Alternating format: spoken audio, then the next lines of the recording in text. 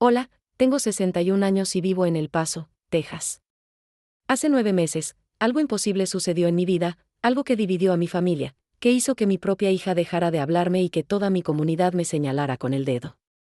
A mi edad, cuando todos pensaban que mi vida de mujer ya había terminado, quedé embarazada. Sí, embarazada a los 61 años. Los médicos dijeron que era un milagro peligroso, mi hijo me llamó ridícula, el padre de mi iglesia me condenó desde el púlpito, pero yo decidí seguir adelante. Hoy estoy aquí para contarte cómo sobreviví al juicio de todos, cómo un bebé me devolvió el derecho a ser mujer sin importar mi edad y porque ninguna de nosotras merece ser invisible solo porque envejecimos. Si mi historia te toca el corazón, déjame tu comentario, dale like y suscríbete a este canal. ¿Sabes cuánto necesito saber que hay otras mujeres que entienden que nunca es tarde para vivir? Me llamo Rosa María Contreras, tengo 62 años, y vivo en El Paso, Texas, justo en la frontera donde el desierto mexicano abraza la tierra americana. Hoy, mientras preparo los mismos tamales de mole que mi abuela me enseñó hace décadas en Chihuahua, necesito confesarles algo que sacudió a mi comunidad entera y dividió opiniones en cada esquina de mi barrio. Una verdad tan increíble que muchos todavía dudan cuando la escuchan, pero tan real como el bebé que ahora duerme en la habitación de al lado. ¿Alguna vez han sentido que su vida ya estaba escrita, que todas las páginas importantes ya fueron vividas y lo único que queda es repetir los mismos días hasta el final? Así me sentía yo hace apenas un año. Viuda desde los 57, madre de 3 hijos adultos, dueña de una pequeña taquería que heredé de mi propia abuela, pensaba que mis años de sorpresas habían terminado. Mis manos sabían preparar tortillas con los ojos cerrados, mi corazón guardaba recuerdos de un amor que se fue demasiado pronto, y mi rutina era tan predecible como el sol que quemaba las calles polvorientas de mi vecindario cada mañana. La taquería, ubicada en una esquina donde se mezclan el español de Chihuahua con el inglés texano, era mi refugio y mi prisión. Cada día olía a cilantro fresco, chile colorado y masa recién hecha. Los clientes habituales conocían mis horarios mejor que yo misma. Don Ramón llegaba a las 7 pidiendo sus chilaquiles verdes. Doña Lupita aparecía al mediodía por su caldo de pollo. Y así transcurrían mis días, entre el vapor de las ollas y conversaciones sobre el clima, los nietos ajenos y los chismes del barrio. Pero entonces llegó marzo, y con marzo llegó él. Un hombre de 46 años, recién mudado desde Guadalajara, con manos de mecánico y sonrisa tímida que pedía café y concha cada mañana antes de abrir su taller al otro lado de la calle. Nunca imaginé que esas visitas matutinas cambiarían todo. Nunca pensé que mi cuerpo, que creía dormido para siempre, volvería a despertar. Y jamás, ni en mis sueños más locos, imaginé que a los 61 años quedaría embarazada y enfrentaría el escándalo más grande que esta comunidad latina y conservadora había visto en décadas. Lo que voy a contarles no es solo la historia de un embarazo inesperado. Es la historia de cómo una mujer que todos consideraban invisible por su edad tuvo que luchar contra su propia familia, contra los rumores venenosos de vecinas envidiosas, contra doctores que dudaban, contra un sacerdote que me señalaba desde el púlpito, y hasta contra mis propios miedos que me susurraban cada noche que era una vieja ridícula jugando a ser joven. Les contaré cómo perdí amigas de toda la vida, cómo mi hija mayor dejó de hablarme durante meses, cómo mi hijo me amenazó con cortarme de su vida, cómo la comunidad se dividió entre quienes me apoyaban y quienes me condenaban. Pero también les diré cómo descubrí que mi propia abuela, la legendaria fundadora de esta taquería, había vivido algo similar y lo ocultó por vergüenza. Les revelaré cómo mujeres de toda la ciudad comenzaron a visitarme en secreto, compartiendo sus propias historias de deseos reprimidos y sueños archivados por miedo al que dirán. Esta confesión les mostrará que los milagros no siempre son cómodos, que desafiar las reglas sociales tiene un precio alto, pero que algunas batallas valen cada lágrima derramada. Porque al final, lo que está en juego no es solo mi felicidad o la de mi bebé, sino el derecho de todas las mujeres maduras a seguir siendo vistas, deseadas, capaces de reinventarse y escribir capítulos nuevos cuando todos asumen que su libro ya terminó. Así que acomódenme bien, porque esta historia tiene curvas inesperadas, momentos que les arrancarán lágrimas y otros que les harán cuestionar sus propias creencias sobre la edad, el amor y lo que significa ser mujer en una comunidad donde las tradiciones pesan como piedras en la espalda. Les prometo que cada palabra es verdad, cada emoción fue sentida en carne propia, y cada lección fue aprendida con dolor y también con alegría. Mi nombre es Rosa María Contreras, tengo 62 años, soy madre de 4 hijos ahora, y esta es mi verdad. Una verdad que comenzó con el simple acto de servir café a un desconocido y terminó transformando la manera en que mi ciudad entera ve a las mujeres como yo. La primera vez que Antonio entró a mi taquería fue un martes de marzo, temprano, cuando todavía barría el piso y el aroma del café recién hecho apenas comenzaba a llenar el local. Traía una camisa de trabajo manchada de grasa y esa mirada perdida que tienen los recién llegados a una ciudad desconocida. Pidió café negro y una concha, y se sentó en la mesa junto a la ventana donde siempre se sienta la gente que necesita pensar. No hubo flechas de Cupido ni música romántica de fondo como en las películas. Hubo simplemente una conversación normal sobre el clima insoportable del desierto y las diferencias entre la comida de Jalisco y la de Chihuahua. Él me contó que acababa de abrir un taller mecánico, que venía huyendo de un matrimonio que lo había dejado vacío por dentro, que necesitaba empezar de cero lejos de una exesposa controladora que todavía lo llamaba para reclamarle cosas del pasado. Yo, por mi parte, le hablé de mi taquería, de mis hijos que vivían en otras ciudades persiguiendo sus propios sueños, de la soledad que se siente cuando preparas comida para cientos de personas pero comes sola cada noche.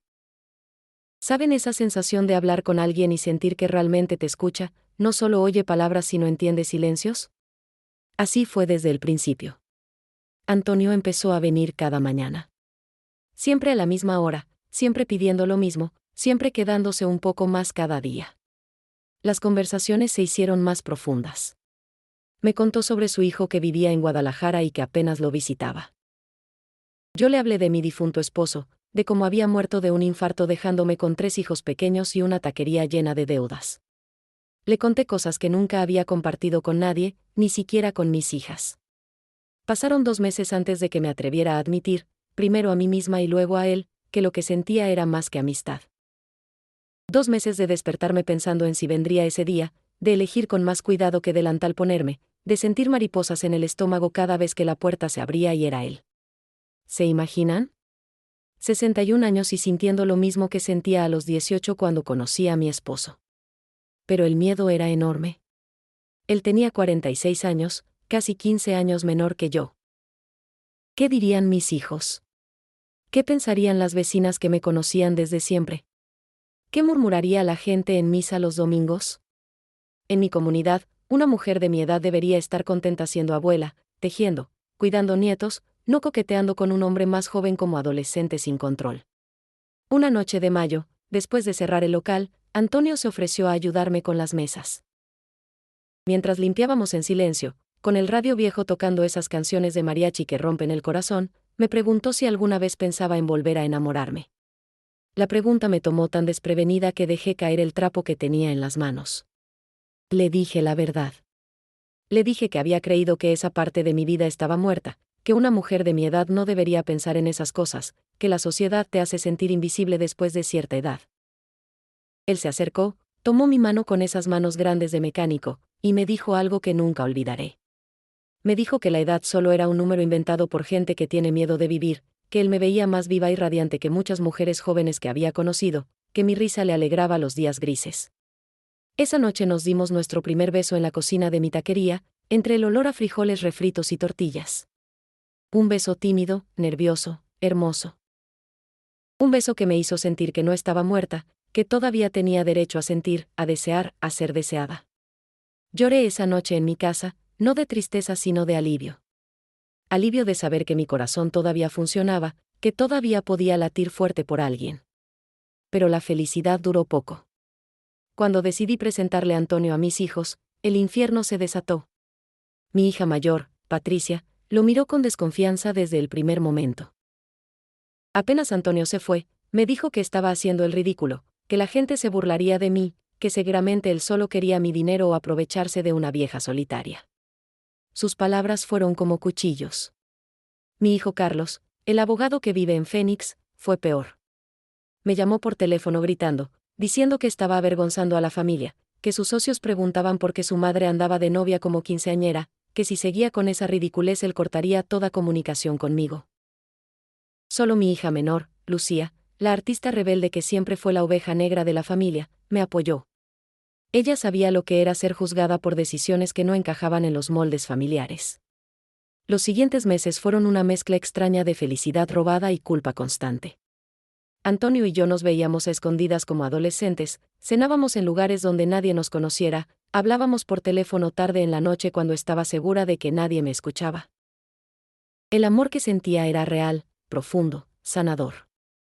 Pero la presión social era como un peso gigante en mi pecho que nunca me dejaba respirar completamente tranquila. ¿Ustedes creen que el amor tiene edad? ¿Creen que una mujer de 60 años merece sentirse deseada, acompañada, feliz? Porque yo estaba empezando a creerlo, a pesar de todo y de todos. Estaba empezando a pensar que tal vez, solo tal vez, tenía derecho a este pedazo de felicidad que había encontrado en medio del desierto de mi vida. No sabía que lo peor, y también lo mejor, todavía estaba por venir. Julio llegó con ese calor brutal que solo conocen quienes viven en el desierto fronterizo. El aire acondicionado de mi casa luchaba inútilmente contra temperaturas que superaban los 40 grados, y yo luchaba inútilmente contra náuseas que no me dejaban en paz desde hacía semanas. Al principio pensé que era el calor, luego que tal vez había comido algo en mal estado, después que eran los nervios por todo el estrés familiar. Antonio insistía en que fuera al doctor, pero yo me negaba. A mi edad, una va al médico solo cuando algo está realmente mal, no por unos mareos y náuseas que seguramente pasarían solos. Además, estaba convencida de que eran los últimos síntomas de la menopausia. Tenía 61 años. Mi periodo había sido irregular durante años. Era lógico pensar que mi cuerpo estaba cerrando ese capítulo definitivamente. Pero las náuseas empeoraban. Vomitaba cada mañana antes de abrir la taquería.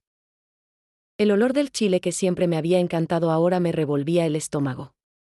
Estaba cansada todo el tiempo, un cansancio profundo que no se iba ni durmiendo 12 horas. Mis senos dolían de una manera extraña. Y lo más raro de todo era que había empezado a tener antojos raros, como comer pepinos con chamoy a las 3 de la madrugada. Doña Carlota, mi vecina de 70 años que había sido partera tradicional en Ciudad Juárez antes de retirarse, me visitó una tarde con la excusa de comprar tamales. Pero yo la conocía bien. Carlota tenía ese don que tienen algunas mujeres mayores de ver cosas que otros no ven. Me miró de arriba abajo, observó mi cara, mi forma de moverme, y me dijo sin rodeos que me hiciera una prueba de embarazo. Me reí. Me reí tanto que casi me caigo de la silla. Le dije que estaba loca, que eso era imposible, que a mi edad el cuerpo ya no funcionaba así. Pero ella no se rió. Me miró seria con esos ojos que han visto nacer cientos de bebés y me dijo que conocía esa mirada, ese brillo especial que tienen las mujeres embarazadas, sin importar la edad. Me dijo que en sus años de partera había visto casos raros, mujeres que quedaban embarazadas cuando todos pensaban que era imposible. Esa noche no pude dormir. Las palabras de Carlota daban vueltas en mi cabeza como torbellino. Era ridículo, imposible, absurdo. Pero al mismo tiempo, algo profundo dentro de mí susurraba que tal vez, solo tal vez, ella tenía razón. A la mañana siguiente, bien temprano, antes de que abriera la farmacia del barrio, manejé hasta una farmacia del otro lado de la ciudad donde nadie me conociera y compré 3 pruebas de embarazo diferentes. Llegué a casa temblando. Me encerré en el baño con las 3 cajas. Seguí las instrucciones al pie de la letra. Y esperé.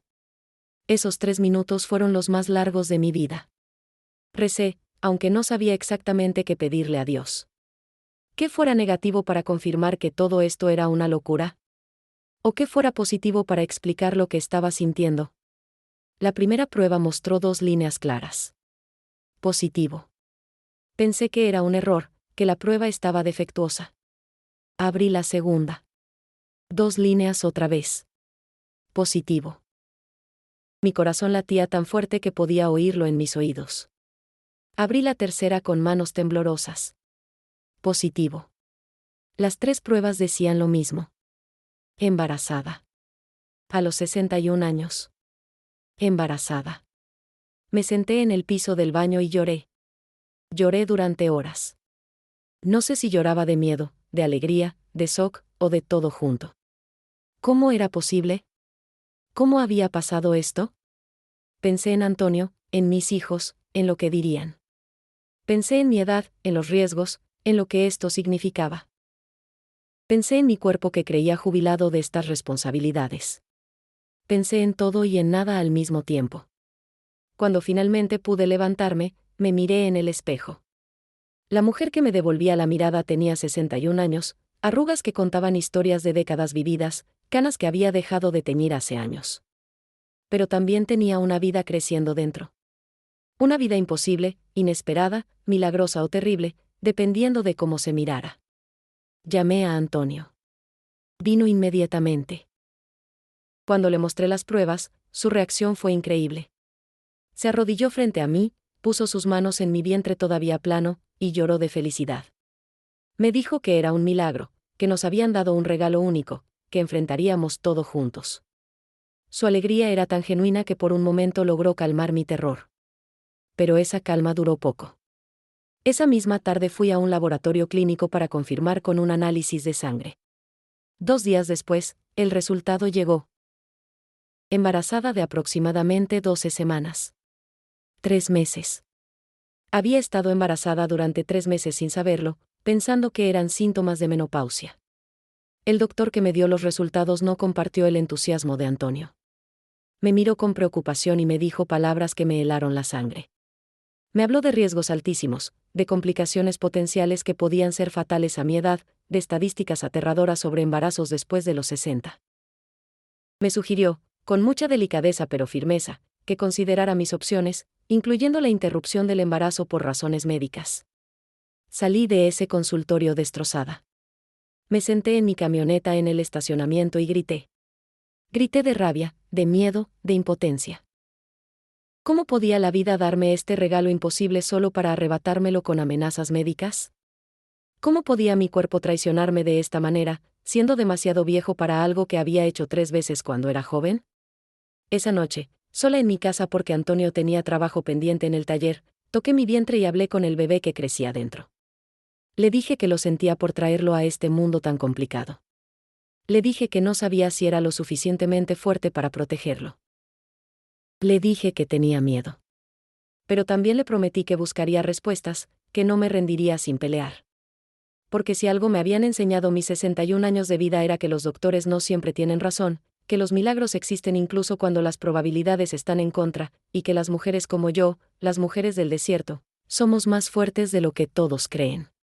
Mañana buscaría una segunda opinión. Mañana empezaría a pelear. Mañana. Encontrar un médico que me tomara en serio fue más difícil que conseguir visa americana en temporada alta. El segundo doctor que visité me miró como si estuviera loca por siquiera considerar continuar el embarazo. El tercero me sermoneó sobre responsabilidad y me habló como si fuera una adolescente imprudente en lugar de una mujer de 61 años que había criado 3 hijos sola. El cuarto ni siquiera quiso atenderme cuando supo mi edad. Fue Antonio quien encontró a la doctora Ramírez en una clínica especializada de Las Cruces, Nuevo México, a hora y media de El Paso. Una mujer de unos 50 años, seria pero cálida, que me escuchó sin juzgar.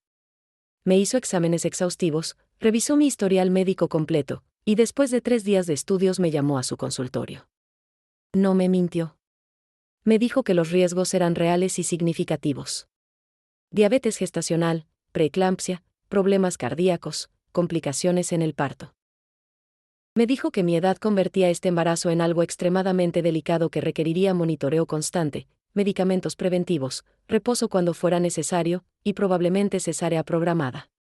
Me dijo que las probabilidades de complicaciones eran del 70%. Pero entonces me dijo algo que ningún otro médico había dicho.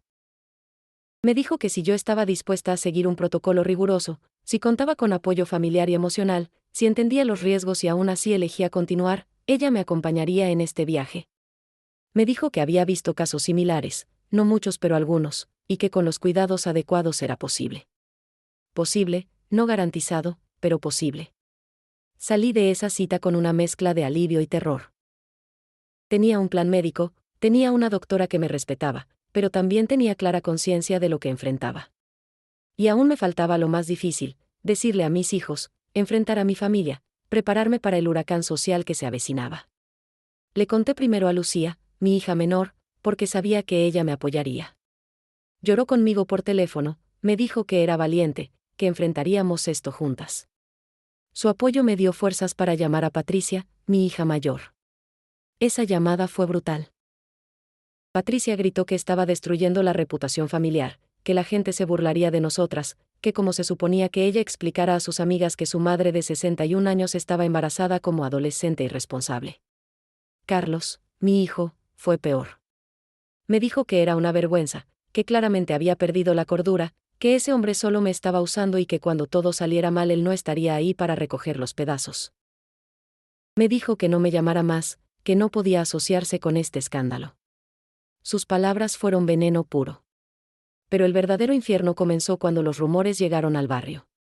No sé quién habló primero, tal vez alguien me vio en el laboratorio, tal vez alguna vecina chismosa sumó 2 más 2 cuando empecé a usar blusas más holgadas. El caso es que en cuestión de días, toda la comunidad sabía. Y la comunidad tenía opiniones. Muchas opiniones. Las señoras que antes me saludaban con cariño ahora cruzaban la calle para no encontrarse conmigo. En misa, podía sentir las miradas clavadas en mi espalda, los murmullos disfrazados de preocupación cristiana. Doña Mercedes, con quien había trabajado en obras de caridad durante años, me dijo en plena cara que era un mal ejemplo para las jóvenes, que a mi edad debería tener vergüenza. El padre Ernesto, el sacerdote de nuestra parroquia desde hace 20 años, me citó a su oficina.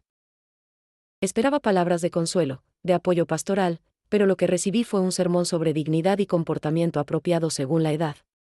Me habló de escándalo, de dar mal ejemplo, de considerar qué mensaje enviaba a la comunidad. No mencionó ni una vez amor, compasión o el milagro de la vida. La taquería empezó a perder clientes. Algunos por convicción religiosa, otros simplemente porque ya no querían estar asociados con el escándalo. Hubo días en que solo entraban 3 o 4 personas en todo el día. Días en que miraba las ollas llenas de comida que nadie vendría a comer y lloraba sobre el comal todavía caliente. Pero entonces algo curioso empezó a pasar. Empezaron a llegar mujeres. Mujeres de 50, 60, 70 años que pedían café y se quedaban horas platicando. Me contaban en voz baja sus propias historias. Mujeres que habían renunciado a sueños porque era demasiado tarde. Mujeres que habían enterrado deseos porque la sociedad decía que su edad no era apropiada para ciertas cosas. Mujeres que me veían como símbolo de algo más grande que mi embarazo. Doña Carlota, la partera que había detectado mi embarazo, se convirtió en mi ángel guardián. Venía cada día a verificar que siguiera las indicaciones médicas, me preparaba tés especiales que aprendió de su propia abuela, me contaba historias de partos milagrosos que había atendido en sus años de oficio. Su presencia era un recordatorio constante de que las mujeres siempre hemos sido más fuertes de lo que nos dan crédito. Antonio enfrentó su propia batalla. Otros hombres del barrio lo molestaban, le decían que era aprovechado, que buscaba herencia, que solo quería papeles de residencia. Su negocio también sufrió. Clientes que prometían traer sus carros nunca llegaban. Pero él no se rindió. Cada noche venía a mi casa, me masajeaba los pies hinchados, me leía artículos sobre embarazos tardíos exitosos, me recordaba por qué esto valía la pena. Mi cuerpo empezó a cambiar de maneras que no recordaba de mis embarazos anteriores. A los 4 meses, mi vientre era visible. Usaba delantales grandes en la taquería, pero era inútil. Todo el mundo podía ver. Algunos miraban con curiosidad, otros con disgusto, otros con algo que podría haber sido admiración escondida. Una tarde de septiembre, estaba cerrando la taquería cuando entró un grupo de mujeres jóvenes, universitarias por su apariencia. Una de ellas se acercó tímida y me preguntó si era verdad que estaba embarazada a los 61 años. Cuando asentí, algo increíble pasó. Me abrazaron. Me dijeron que era su heroína, que les daba esperanza de que la vida no se acababa a los 30, que podían tomar decisiones fuera del tiempo esperado. Esa noche lloré, pero esta vez de emoción. Porque entendí que esto era más grande que yo. Que mi decisión, mi embarazo, mi vida, se había convertido sin quererlo en un mensaje para todas las mujeres que alguna vez sintieron que eran demasiado viejas, demasiado tarde, demasiado invisibles para tener derecho a nuevos comienzos. ¿Valía la pena todo este dolor por ese mensaje? En ese momento todavía no lo sabía. Solo sabía que no había vuelta atrás, que el bebé crecía dentro de mí cada día, y que yo tendría que ser más fuerte de lo que nunca había sido. Octubre llegó con cierta tranquilidad tensa. Mi embarazo avanzaba milagrosamente sin complicaciones mayores, aunque vivía prácticamente en la clínica de las Cruces para chequeos constantes. La doctora Ramírez estaba sorprendida positivamente, aunque me recordaba cada visita que no bajara la guardia. Mi presión estaba controlada, los niveles de azúcar dentro de lo normal, y el bebé crecía fuerte según los ultrasonidos. En la taquería, la situación se había estabilizado en una nueva normalidad incómoda. Había perdido clientes antiguos, pero había ganado otros nuevos. Mi historia había salido en periódicos locales, primero como chisme amarillista, pero luego algunas periodistas mujeres escribieron artículos más serios sobre embarazos tardíos, edadismo y derechos reproductivos. Yo no buscaba ser activista, solo quería tener a mi bebé en paz, pero el mundo tenía otros planes. Patricia, mi hija mayor, todavía no me hablaba. Carlos mantenía su distancia hostil. Pero Lucía había tomado un papel más activo, visitándome cada 2 semanas desde San Diego y ayudándome con cosas de la casa que se me hacían más difíciles conforme avanzaba el embarazo. Una tarde de finales de octubre, Lucía subió al ático a buscar decoraciones de Día de Muertos que guardaba ahí desde hace años. Una hora después bajó con una caja polvorienta en las manos y una expresión extraña en el rostro. Me dijo que había encontrado algo que necesitaba ver inmediatamente. Abrió la caja y sacó un libro viejo, un diario con tapas de cuero gastado y páginas amarillentas. Era el diario de mi abuela Guadalupe, la fundadora de la taquería, la mujer fuerte y legendaria que había criado sola a 6 hijos durante la Revolución Mexicana. No sabía que existiera ese diario. Nadie en la familia lo había mencionado jamás. Lucía me lo entregó abierto en una página específica, marcada con una cinta descolorida. Comencé a leer con manos temblorosas, y lo que leí cambió todo lo que creía saber sobre mi familia. Mi abuela Guadalupe había quedado embarazada a los 58 años. 58. El diario describía su terror, su vergüenza, cómo lo mantuvo en secreto durante meses usando faldas amplias y rebozos estratégicamente colocados. Escribía sobre las burlas que imaginaba, el escándalo que causaría en su pueblo en Chihuahua, como sus propios hijos adultos no podían enterarse. Pero lo más impactante era leer sus emociones. Palabras escritas hace más de 70 años que podrían haber sido mías. Hablaba del miedo de ser juzgada, de sentirse ridícula, de preguntarse si Dios la estaba castigando o bendiciendo. Escribía sobre doctores que la trataban como fenómeno, sobre vecinas que murmuraban, sobre el sacerdote que sugería que era obra del demonio. El embarazo de mi abuela había terminado en parto prematuro a los 7 meses. El bebé, una niña, vivió solo 3 días. Mi abuela escribió que fue castigo divino por su orgullo de haber creído que podía desafiar las leyes de la naturaleza.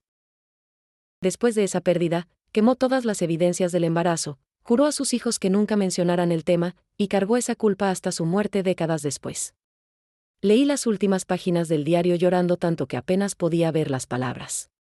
Mi abuela escribía que su mayor arrepentimiento no era el embarazo en sí, sino haber vivido con tanto miedo al que dirán que nunca pudo disfrutar ni un momento de lo que pudo haber sido hermoso. Escribía que si pudiera volver atrás, enfrentaría a todo el mundo con la cabeza en alto, porque ella tenía derecho a su vida sin importar su edad. Lucía me abrazó mientras yo sollozaba. Las dos entendimos en ese momento que yo estaba viviendo la historia que mi abuela no pudo completar. Que llevaba en mi vientre no solo a mi hijo sino la redención de generaciones de mujeres silenciadas. Que esto no era solo sobre mí. Esa misma tarde llamé a Patricia. Le dije que necesitaba verla urgentemente, que había descubierto algo sobre su bisabuela que ella debía conocer. Después de mucha insistencia, aceptó venir al día siguiente, aunque dejó claro que solo lo hacía por curiosidad y no significaba que aprobara mi situación. Cuando Patricia llegó con su esposo Roberto, le mostré el diario. La vi leer con expresión cambiante, de escepticismo a sorpresa a emoción. Cuando terminó, se quedó callada largo rato mirando las páginas viejas. Finalmente habló, y sus palabras me partieron el corazón. Me dijo que toda su vida había sido enseñada a respetar la tradición, a cuidar las apariencias, a no dar de qué hablar. Pero leer el arrepentimiento de su bisabuela la había confrontado con una pregunta brutal: ¿estaba repitiendo los mismos errores? ¿Estaba siendo parte del mismo sistema que destruyó a su bisabuela? No se disculpó esa tarde. No me abrazó ni me dijo que aprobaba mi embarazo.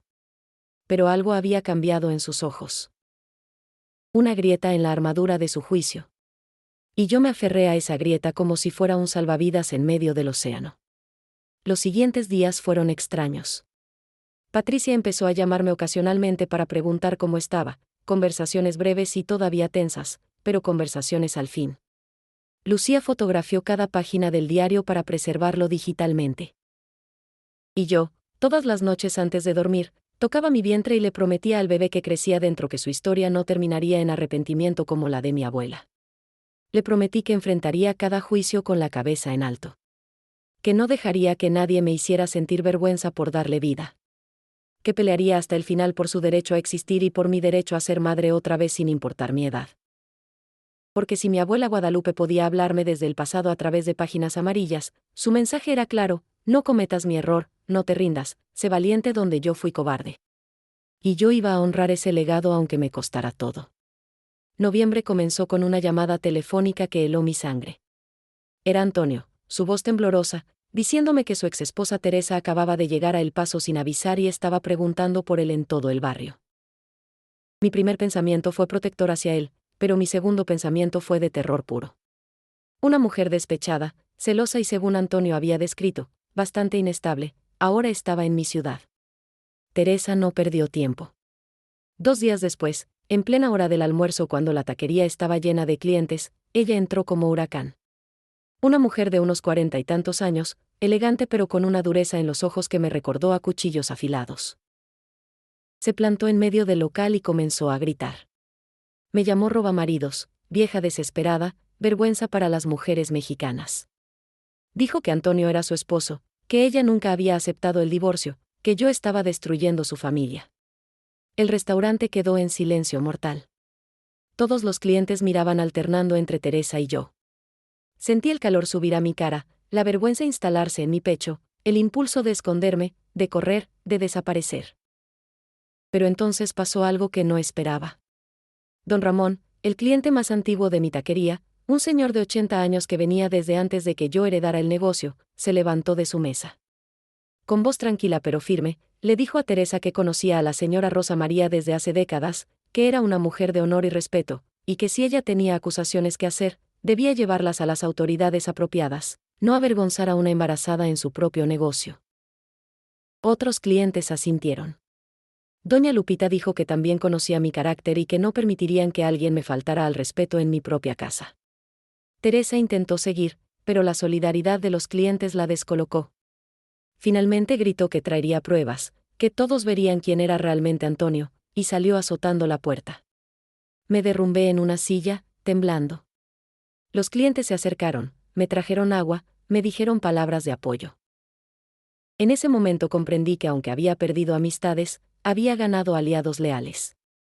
Esa noche Antonio llegó a mi casa destrozado. Me contó toda la verdad que hasta ese momento había mantenido en detalles vagos. Teresa y él habían estado casados 10 años. Era un matrimonio tóxico donde ella controlaba cada aspecto de su vida, revisaba su teléfono, lo acusaba constantemente de infidelidad sin fundamento, lo aislaba de amigos y familia. Cuando finalmente él reunió valor para pedir el divorcio hace 3 años, ella firmó los papeles pero juró que nunca lo dejaría ir, que él le pertenecía. Me mostró documentos. El acta de divorcio certificada.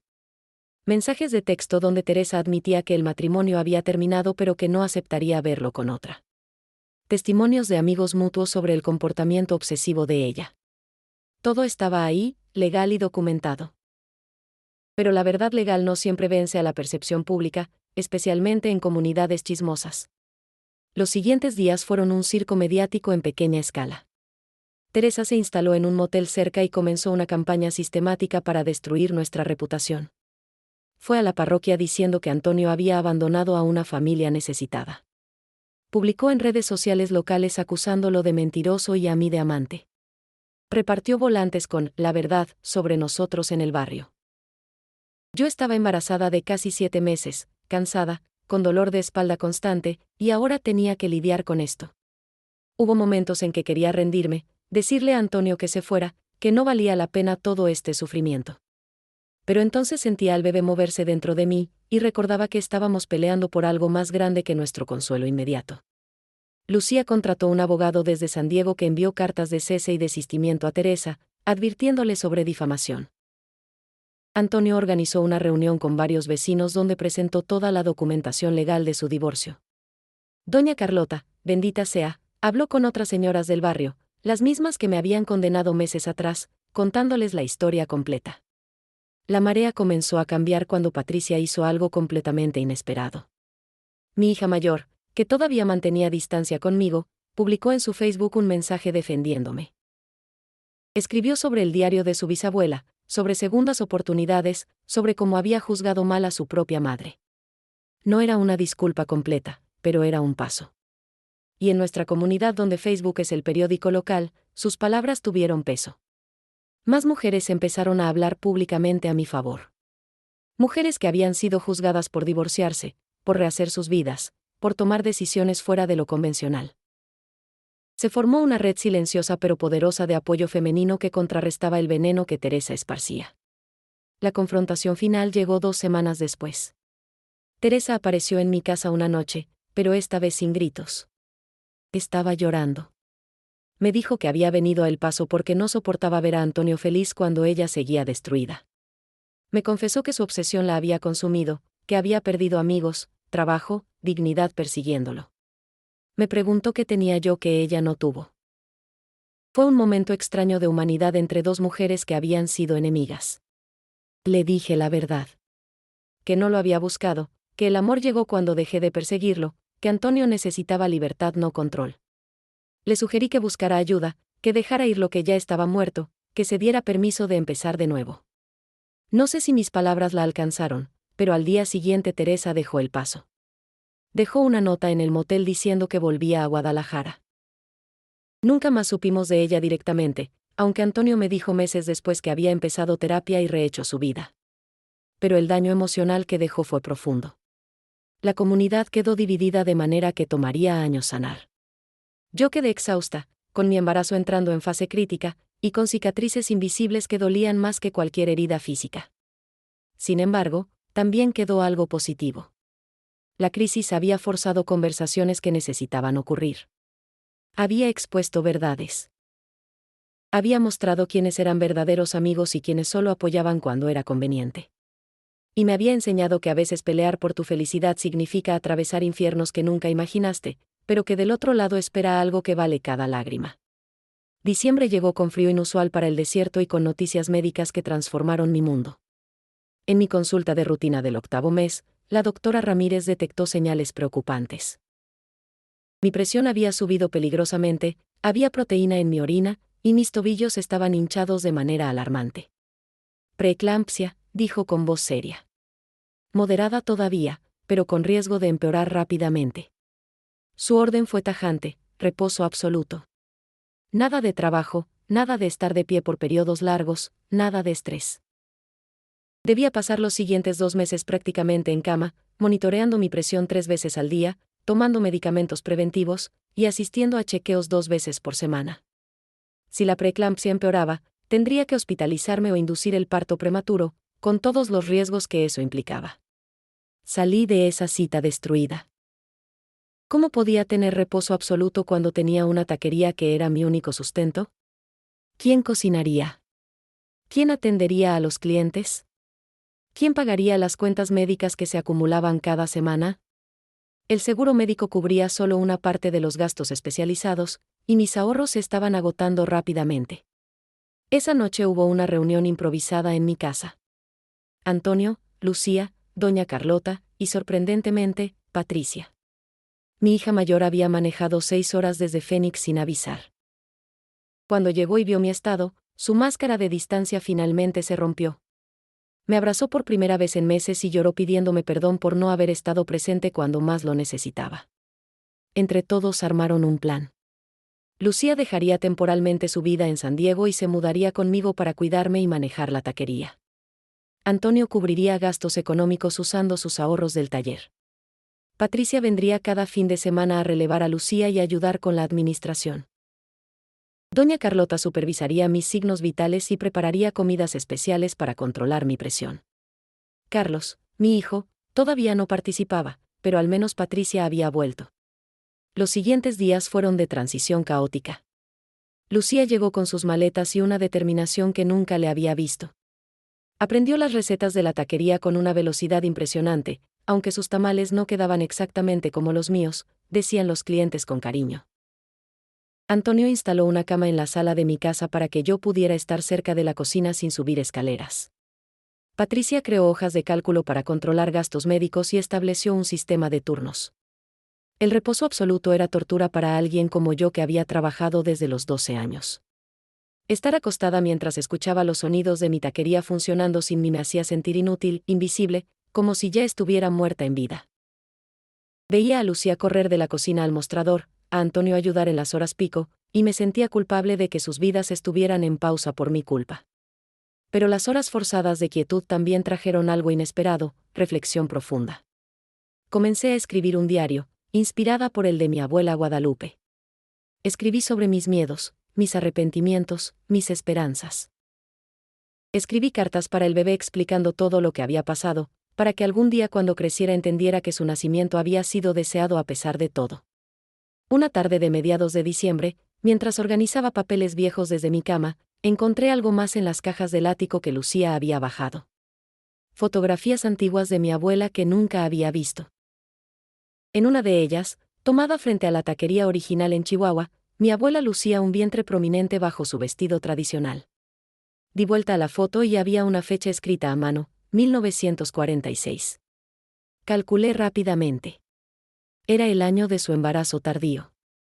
Miré esa foto durante horas. Mi abuela miraba directo a la cámara con expresión desafiante, como retando al fotógrafo a juzgarla. No había vergüenza en su postura. En ese momento congelado en el tiempo, antes de que perdiera a su bebé y el arrepentimiento la consumiera, ella había sido valiente.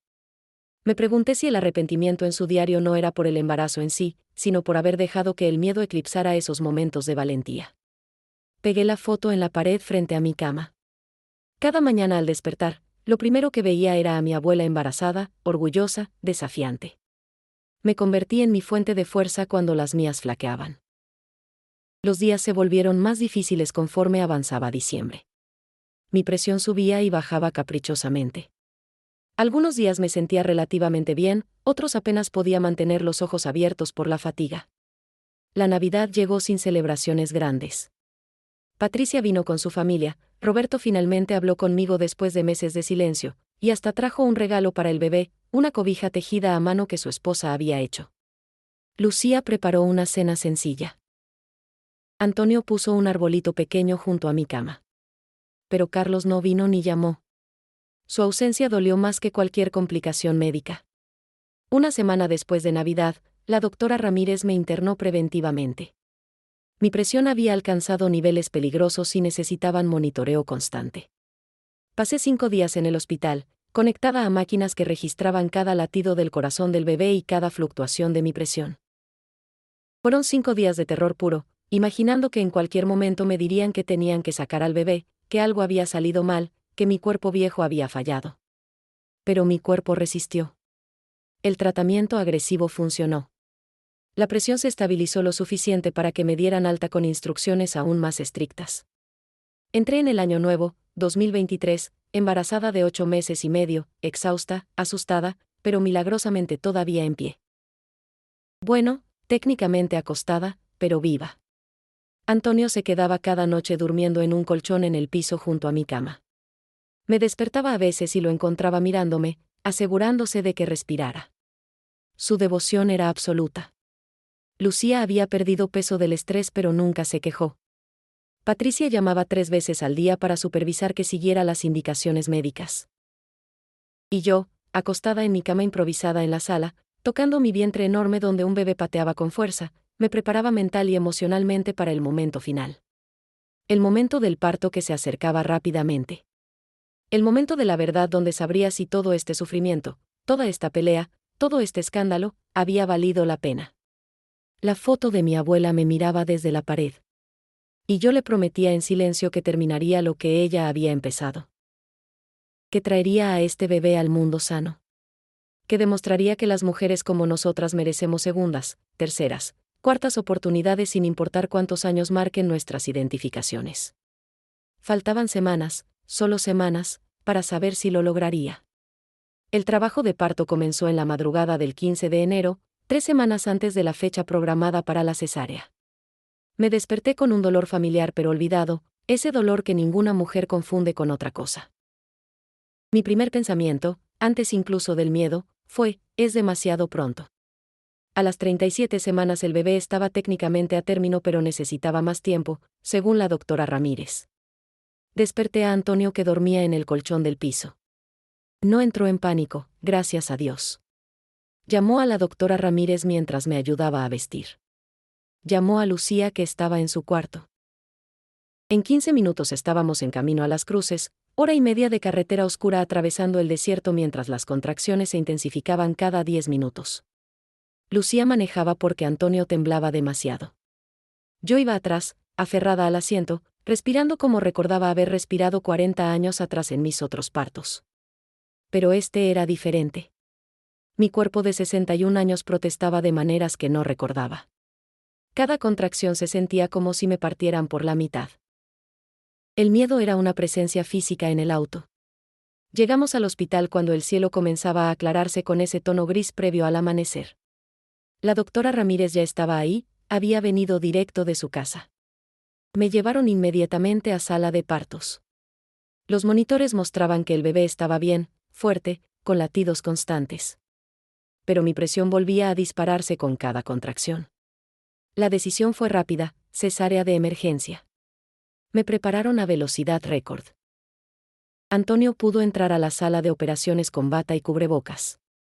Lucía esperaba afuera con el teléfono listo para llamar a Patricia y comenzar la cadena de noticias. La anestesia espinal me dejó sin sensación de la cintura para abajo pero completamente consciente. Podía sentir presión, movimiento, pero no dolor. Podía escuchar el equipo médico coordinarse en inglés técnico que apenas entendía. La doctora Ramírez se asomó sobre la cortina que bloqueaba mi vista de la cirugía. Sus ojos sonreían sobre el cubrebocas. Me dijo que todo estaba bien, que era fuerte, que en minutos conocería a mi bebé. Antonio sostenía mi mano con fuerza que casi dolía. Vi lágrimas correr por sus mejillas. Le dije que lo amaba. Me dijo que era la mujer más valiente que conocía. Y entonces escuché el llanto. Un llanto fuerte, indignado, perfecto. El llanto de un bebé sano que protesta por haber sido sacado de su lugar cálido. La doctora levantó un bulto rosado y húmedo sobre la cortina. Una niña, dijo. Tienen una niña hermosa y fuerte. 7 libras 4 onzas. Pulmones perfectos, color perfecto, llanto perfecto. Me la pusieron en el pecho solo un momento antes de llevarla a revisión. Ese momento fue eternidad comprimida en segundos. Vi su carita arrugada, sus ojitos cerrados, su boca abierta en llanto continuo. Olí ese olor inconfundible a bebé recién nacido.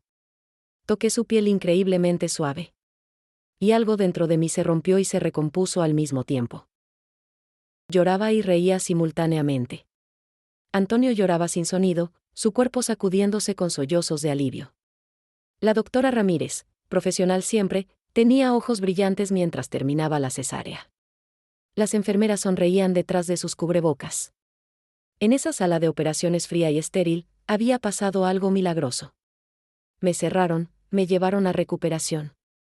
Antonio fue con la bebé mientras la revisaban. Quedé sola 20 minutos que fueron los más largos de mi vida. Todos los miedos que había mantenido bajo control durante meses explotaron en mi cabeza. ¿Y si había algo mal que no se veía a simple vista? ¿Y si los exámenes mostraban problemas? ¿Y si mi edad había afectado su desarrollo de maneras invisibles? Pero cuando trajeron a la bebé envuelta en cobijas rosadas y la pusieron en mis brazos, todas las dudas se silenciaron. Abrió los ojos, grandes y oscuros, y me miró. Los bebés no enfocan bien al nacer, lo sé, pero juro que me miró directo al alma. Le dije en español, soy tu mamá. Peleé mucho para que estuvieras aquí. Y ella hizo un ruidito, un suspiro pequeño, como si entendiera. Lucía entró corriendo a la habitación, llorando, diciendo que era perfecta, que era un milagro. Patricia llegó 1 hora después con Roberto, manejaron como locos desde Phoenix. Cuando Patricia cargó a su nueva hermana, algo en su cara se transformó completamente. Me miró y dijo, mamá, tenías razón. Todo este tiempo, tenías razón. Las noticias se esparcieron rápidamente. El hospital permitió visitas limitadas. Doña Carlota llegó con una manta tradicional tejida a mano. Clientes de la taquería enviaron flores. Mujeres que me habían apoyado durante el embarazo vinieron a conocer a la bebé que representaba sus propias posibilidades de segundos comienzos. Pero faltaba alguien. Carlos. Mi hijo que me había abandonado emocionalmente durante todo este proceso. Patricia le había enviado fotos pero él no respondió. Esa ausencia dolía más ahora que tenía a mi hija en brazos, más que durante todo el embarazo. Quería que conociera a su hermana. Quería que viera que su madre había hecho algo extraordinario.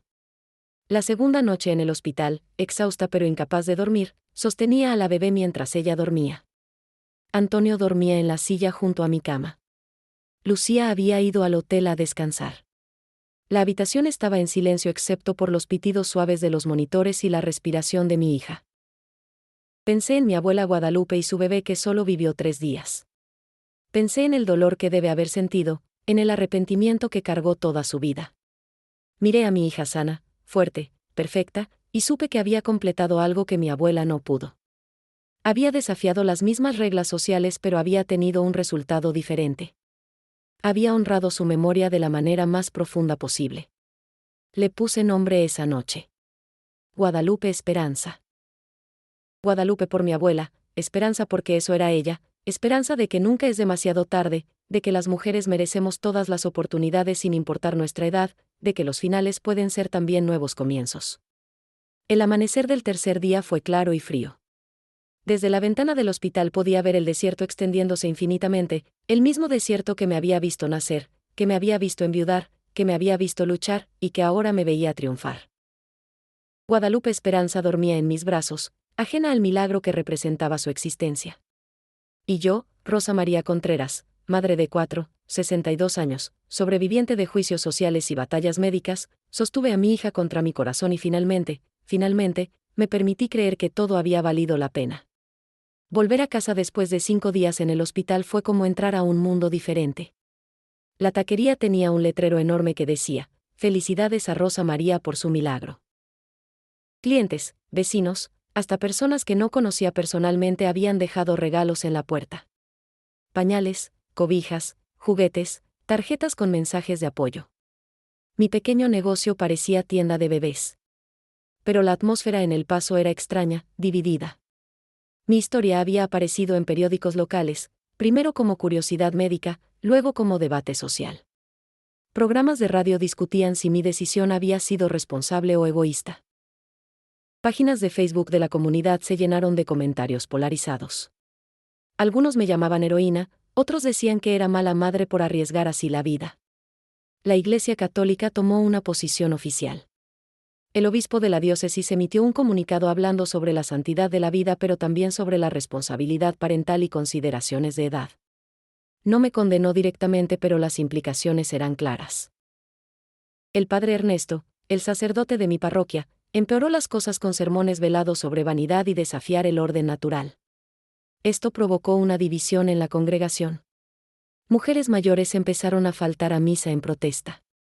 Jóvenes cuestionaban públicamente los sermones del padre. Hubo reuniones tensas en el salón parroquial donde parroquianos exigían más compasión pastoral. La comunidad de fe que me había sostenido durante años ahora estaba fracturada por mi culpa, o gracias a mí, dependiendo del punto de vista.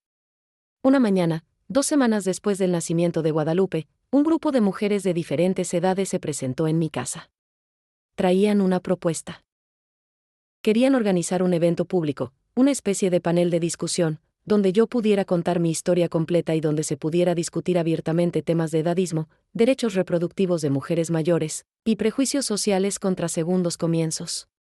Mi primer instinto fue negarme. Ya había tenido suficiente atención, suficiente controversia. Solo quería criar a mi hija en paz. Pero Lucía me convenció. Me dijo que miles de mujeres estaban mirando mi historia buscando permiso para sus propias decisiones no convencionales. Que mi silencio podía interpretarse como vergüenza, cuando no tenía nada de qué avergonzarme. El evento se organizó para mediados de febrero en el centro comunitario más grande del barrio. Se corrió la voz. Periódicos anunciaron. Programas de radio promovieron. El día llegó con una mezcla de anticipación y terror en mi estómago. Antonio me acompañó, cargando a Guadalupe. Lucía y Patricia flanqueaban mis lados como guardaespaldas.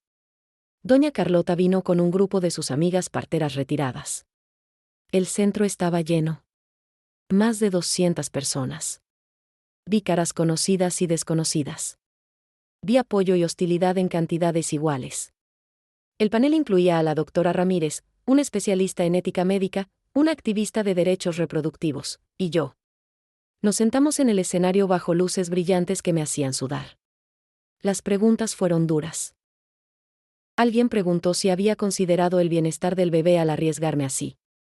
Otro cuestionó si mi decisión era egoísmo disfrazado de empoderamiento. Una mujer joven dijo que yo era su inspiración.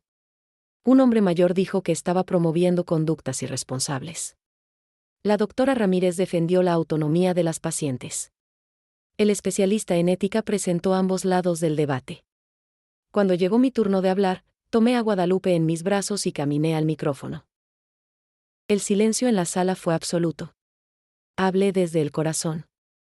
Les conté sobre mi soledad de 4 años, sobre conocer a Antonio, sobre el shock de la gravidez.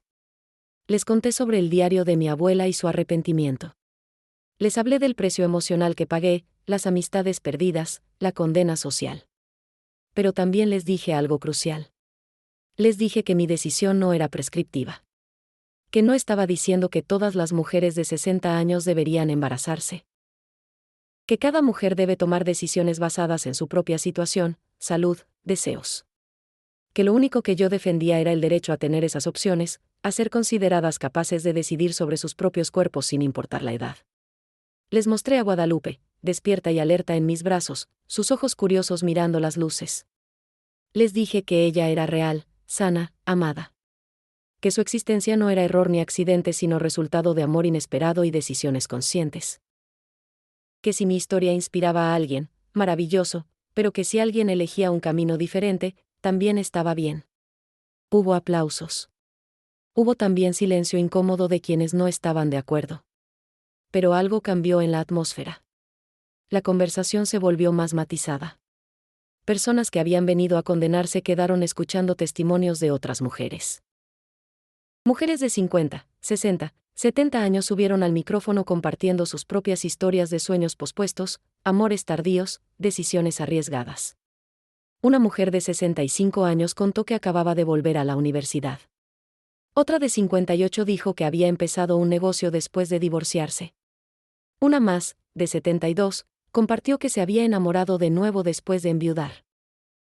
Ninguna había tenido un bebé a mi edad, pero todas entendían la esencia, que la sociedad nos decía que éramos demasiado viejas para nuevos comienzos, y todas habíamos decidido que eso era mentira. El momento más impactante llegó cuando el padre Ernesto, quien había estado sentado en la última fila con expresión desaprobatoria, pidió el micrófono. Todos esperaban condena. Pero lo que dijo nos sorprendió. Admitió que había sido duro en sus juicios, que había confundido tradición con compasión. Dijo que había reflexionado mucho y que si bien no necesariamente aprobaba cada decisión, reconocía que había faltado caridad cristiana en su acercamiento. No era una disculpa completa, pero era algo. Fue suficiente para que varias mujeres que habían dejado de ir a misa consideraran volver. Fue suficiente para comenzar a sanar algunas de las fracturas en la comunidad de fe. El evento terminó sin resoluciones claras, porque estos temas no tienen resoluciones fáciles. Pero algo había cambiado. El diálogo había comenzado. Las mujeres habían encontrado su voz. Y yo había defendido mi verdad públicamente sin disculparme. Salimos del centro comunitario rodeados de mujeres que querían agradecer, compartir, conectar. Formaron una línea espontánea para ver a Guadalupe, para tocar su manita, para bendecirla en español mezclado con oraciones antiguas. Era como si mi hija se hubiera convertido en símbolo de algo más grande que ella misma. Esa noche, exhausta pero en paz, acosté a Guadalupe en su cuna. Antonio preparó té. Lucía y Patricia organizaban los regalos que habíamos recibido. Y yo me senté en mi sala, mirando a mi familia improvisada, y sentí gratitud profunda. Gratitud por haber sobrevivido, por haber peleado, por no haberme rendido cuando todo parecía imposible. El camino había sido brutal. Las cicatrices eran reales y profundas. Pero al otro lado de todo ese dolor había algo hermoso: comunidad, diálogo, cambio, y una niña perfecta que dormía sin saber que su nacimiento había movido montañas. Marzo llegó con ese calor temprano que anuncia el verano brutal del desierto. Guadalupe tenía 2 meses, gordita y sana, sonriendo esas sonrisas que dicen que todavía son gases pero que las madres sabemos que son reales. Yo estaba recuperándome bien de la cesárea, aunque mi cuerpo nunca sería el mismo. Había envejecido 10 años en 9 meses, pero también había encontrado una fuerza que no sabía que poseía. La taquería funcionaba mejor que nunca. Lucía había decidido quedarse permanentemente en El Paso, encontrando inspiración para su arte en las historias de las mujeres del barrio. Patricia venía cada fin de semana sin falta, su relación conmigo completamente transformada. Antonio había expandido su taller y ahora empleaba a 2 mecánicos más. Doña Carlota prácticamente vivía en mi casa, autoproclamada abuela honoraria de Guadalupe. Pero faltaba una pieza. Carlos. Mi hijo seguía sin llamar, sin visitar, sin reconocer la existencia de su hermana. Cada vez que Guadalupe hacía algo nuevo, cada sonrisa, cada ruidito, yo pensaba, Carlos debería ver esto. La ausencia de su amor era un peso constante en mi corazón. Una tarde de miércoles, estaba dando de comer a Guadalupe en la mecedora que Antonio había instalado en la sala cuando sonó el teléfono. Número desconocido con código de área de Phoenix. Casi no contesto, pensando que era telemarketing. Pero algo me hizo contestar. Era la esposa de Carlos, Mónica. Su voz sonaba rara, tensa. Me preguntó si podía hablar conmigo. Claro, dije con el corazón acelerándose. Mónica empezó lentamente, disculpándose por no haber llamado antes.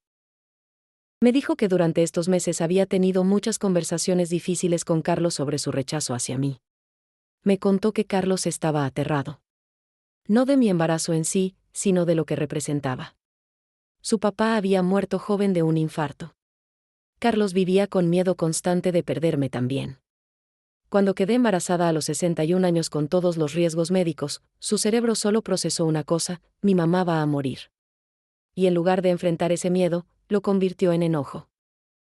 Enojo era más fácil de manejar que terror paralizante. Mónica dijo que ella había intentado hacerlo razonar, pero Carlos es terco como yo, dijo con cariño. Entonces ella hizo algo radical. Sin decirle a Carlos, empezó a mostrarle videos y fotos que Patricia compartía de Guadalupe. Al principio él se negaba a mirar. Luego miraba rápido y desviaba la vista. Pero lentamente, la carita de Guadalupe fue derritiendo sus defensas. La semana pasada, continuó Mónica, Carlos por fin rompió. Estaban viendo un programa sobre segundas oportunidades cuando él empezó a llorar. Lloró durante horas. Lloró por el tiempo perdido, por las cosas horribles que me había dicho, por perderse los primeros meses de vida de su hermana. Lloró por el miedo que había controlado sus acciones. Lloró por haber sido el peor hijo posible cuando su mamá lo necesitaba. Mónica hizo una pausa. Escuché voces amortiguadas en el fondo. Entonces otra voz tomó el teléfono. Mamá, dijo Carlos. Solo esa palabra, mamá, y los dos nos derrumbamos. Él lloraba, yo lloraba, Guadalupe en mis brazos nos miraba confundida por toda la emoción.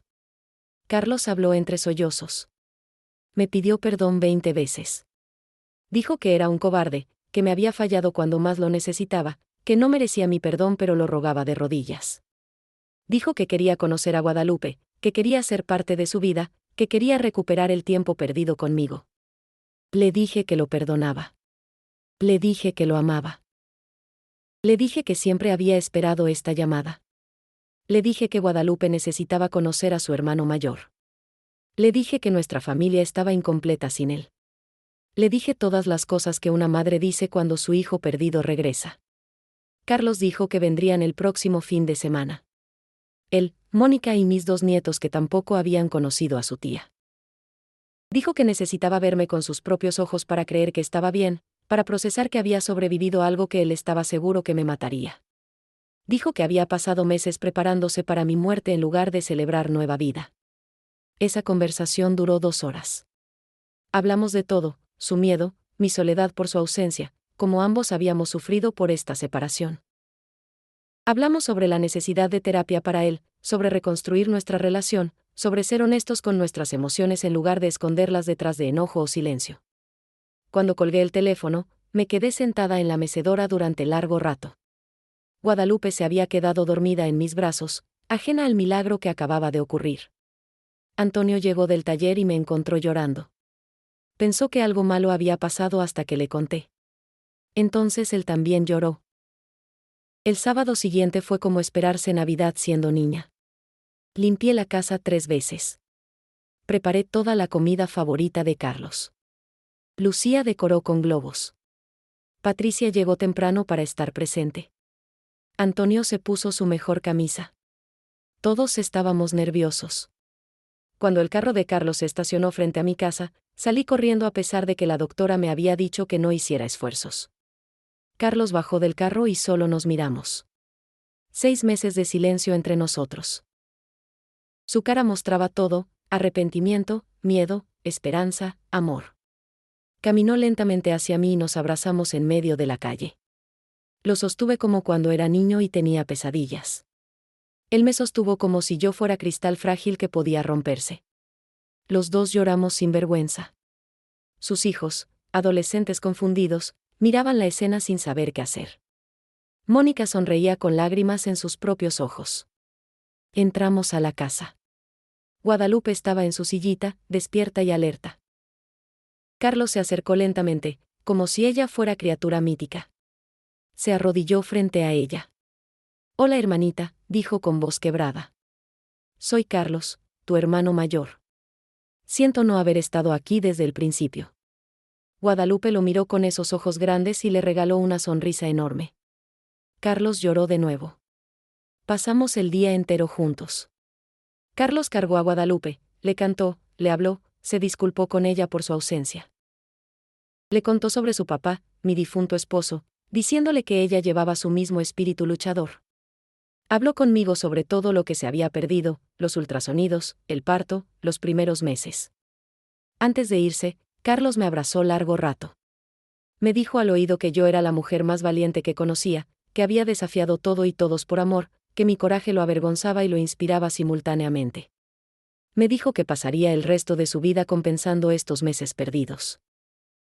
Me dijo que estaba orgulloso de llamarme su madre. Esa noche, con mi familia finalmente completa, acosté a Guadalupe en su cuna y la observé dormir. Pensé en el viaje que habíamos hecho juntas, ella y yo. Desde esas 3 pruebas de embarazo positivas hasta este momento de paz familiar. Pensé en cada obstáculo superado, cada batalla ganada, cada lágrima derramada. Mi cuerpo tenía cicatrices nuevas. Mi corazón tenía heridas que tomarían tiempo en sanar completamente. Pero también tenía algo precioso, prueba viviente de que nunca es demasiado tarde para segundos comienzos, de que el amor puede llegar cuando menos lo esperas, de que las mujeres merecemos escribir nuestras propias historias sin importar cuántas velas tenga nuestro pastel de cumpleaños. Guadalupe Esperanza Contreras. Mi milagro. Mi redención. Mi mensaje al mundo de que las reglas sobre edad y posibilidad las escriben quienes tienen miedo de vivir plenamente, y que nosotras, las mujeres del desierto, las herederas de abuelas valientes, tenemos derecho a romper esas reglas y crear nuevos caminos. Me llamo Rosa María Contreras. Tengo 62 años. Soy madre de 4 hijos. Y esta es mi verdad. Una verdad que comenzó con miedo y vergüenza pero terminó en amor y esperanza. Una verdad que espero inspire a otras mujeres a reclamar sus propias posibilidades, sin importar qué diga el calendario. Porque al final, no son los años en tu vida lo que importa, sino la vida en tus años. Y yo, contra todos los pronósticos, le agregué vida abundante a mis años.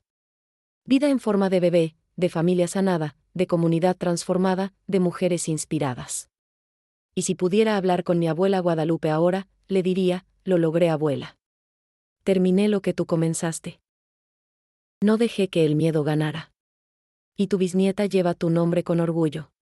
Gracias por enseñarme, incluso desde el silencio de la tumba, que algunas batallas valen cada cicatriz.